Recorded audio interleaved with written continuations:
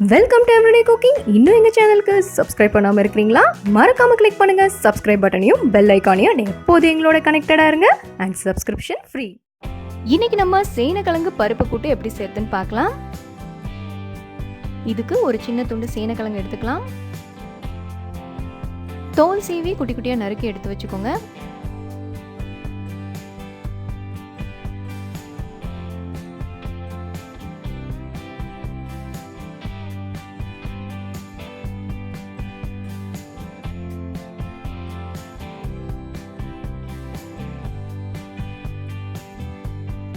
நறுக்கின சேனக்கிழங்க பாத்திரத்துக்கு மாற்றிக்கலாம்.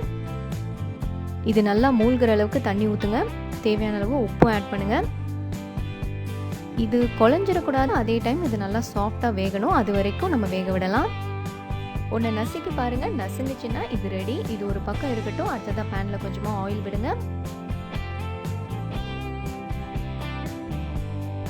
எண்ணெய் நல்லா சூடானதும் அரை டீஸ்பூன் கடுகு, அரை டீஸ்பூன் உளுந்து, அரை டீஸ்பூன் கடலைப்பருப்பு ஆட் பண்ணிக்கலாம். கடுகு நல்லா வெடிக்கட்டும்.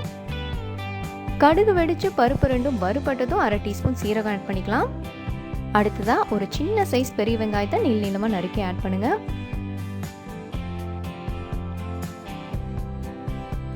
இதோட ஒரு 2-3 பச்சை மிளகாவை கீறி போடுங்க. அதே மாதிரி ஒரு கை கருவேப்பிலையும் ஆட் பண்ணுங்க. இப்போ இது எல்லாத்தையும் நல்லா வதக்குங்க.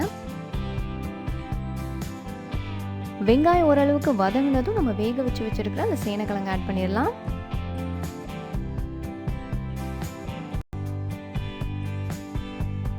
இதோட தேவையான அளவு உப்பு ஆட் பண்ணி நல்லா வதக்கிக்கலாம். அந்த எண்ணெயிலே சேனக்கிழங்கு நல்லா வறுபடட்டும், அப்பதான் அது டேஸ்டா இருக்கும். ஸோ ஒரு மூடி போட்டு ஒரு 2 நிமிஷம் இதை வேக விடலாம்.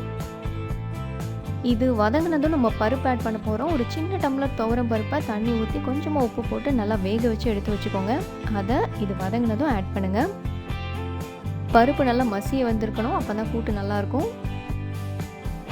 நல்லா கலந்து விடுங்க. ஒரு 2-3 நிமிஷம் நல்லா கொதிக்க விடுங்க. அதுக்கப்புறம் ஸ்டவ் ஆஃப் பண்ணிக்கலாம்.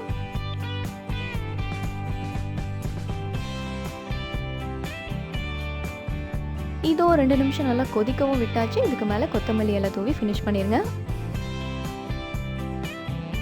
இதோ நம்மளோட சேனக்கிழங்கு பருப்பு கூட்டு ரெடி. வேறொரு இன்ட்ரெஸ்டிங்கான ரெசிபியோட உங்களை சந்திக்கிறோம். மறக்காம எங்க சேனலுக்கு சப்ஸ்கிரைப் பண்ணுங்க.